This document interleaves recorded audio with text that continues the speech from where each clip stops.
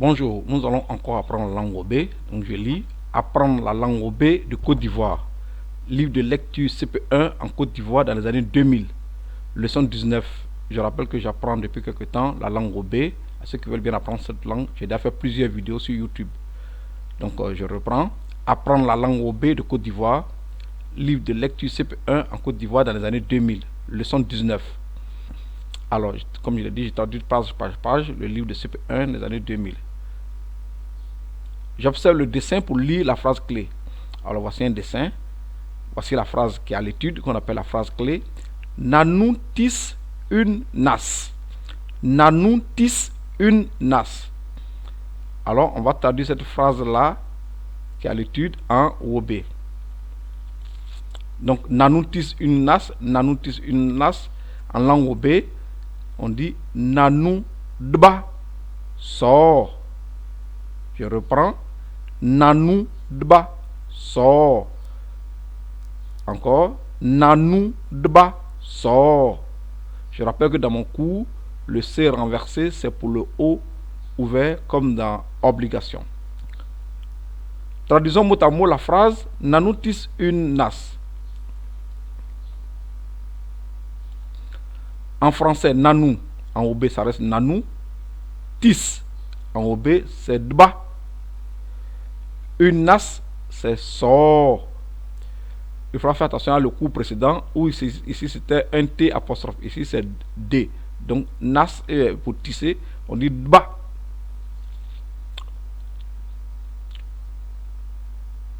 Profitons de cette phrase à l'étude qui porte sur la fabrication d'une nas pour dire les noms de quelques objets liés à la pêche.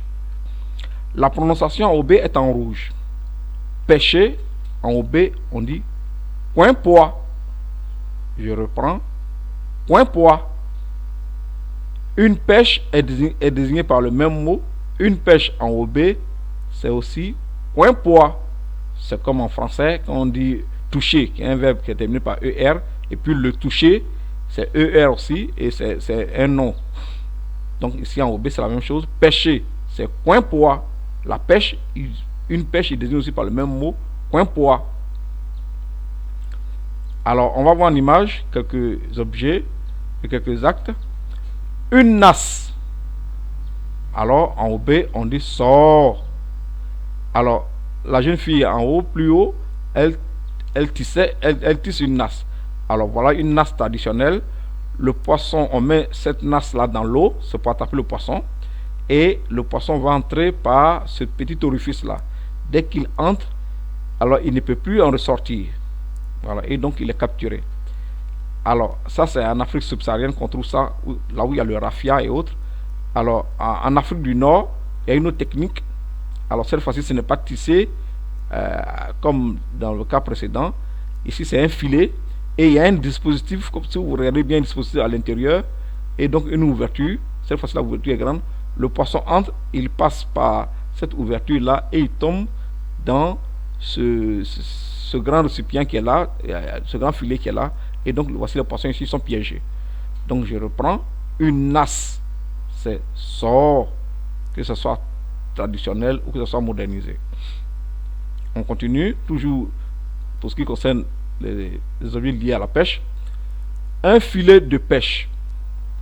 Alors comme on dit un filet de pêche en OB, on dit saillie. Je reprends, saillie. Alors, le filet de pêche, il y a deux catégories. Il y a ce filet de pêche-là que les hommes utilisent. Ils sont sur une pirogue ou au bord de l'eau et ils lancent. Mais en général, c'est dans une pirogue et ils lancent. Il faut de la force. Ça permet d'attraper le poisson. Mais il y a un autre filet de pêche qui est utilisé par les femmes. Alors, on prend un bois circulaire, on l'attache et le filet est là. Alors, on utilise ce deuxième filet-là quand il n'y a pas de crue.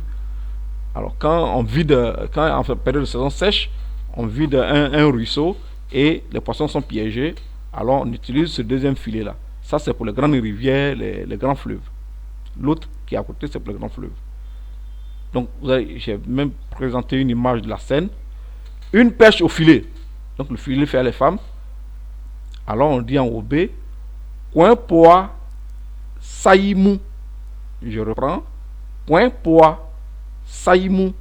Alors, si vous regardez bien, alors le filet qui est là, celui qui est là circulaire, alors on vide un endroit où se trouve de l'eau et les poissons sont piégés. Le reste, les autres poissons, donc, on va les attraper avec ce filet-là qui a un bras circulaire. Un bras circulaire. Voilà donc comment ça se déroule. En général, c'est les femmes qui utilisent cette technique-là. Donc, je reprends une pêche au filet, c'est point poids, saïmou. Voilà. Saï, donc, c'est le filet, point poids, c'est la pêche. Une canne à pêche. On dit en OB, point. Je reprends, point.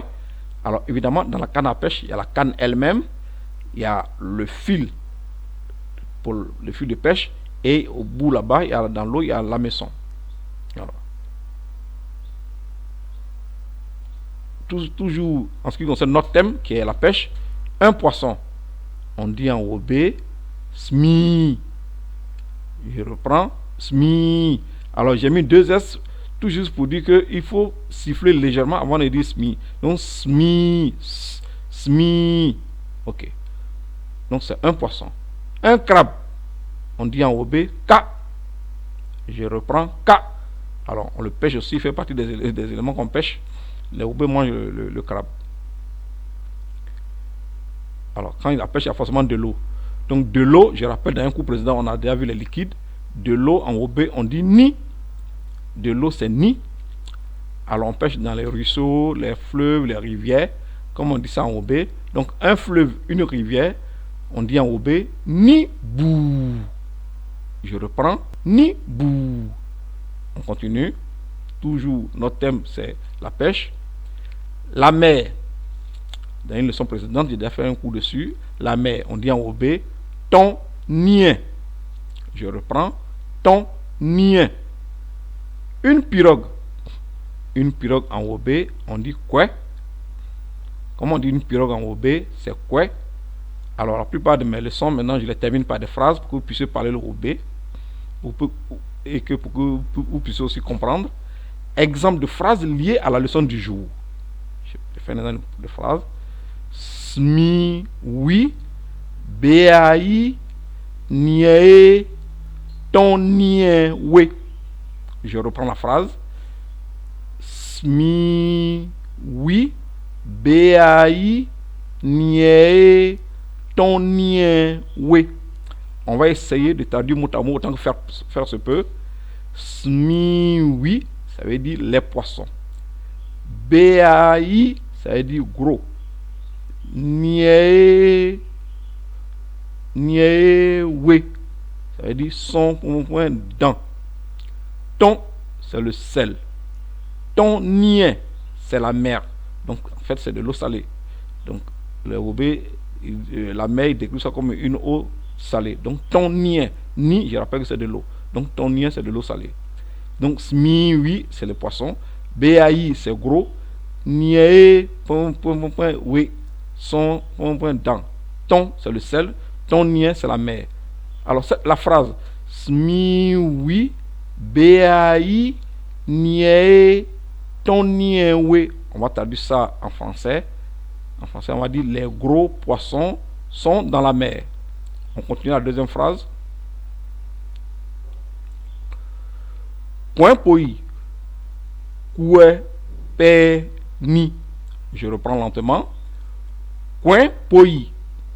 Koué, pe, ni. Alors, coin, ça désigne une canne à pêche. C'est beaucoup utilisé. Les gens utilisent aussi la canne à pêche pour pêcher.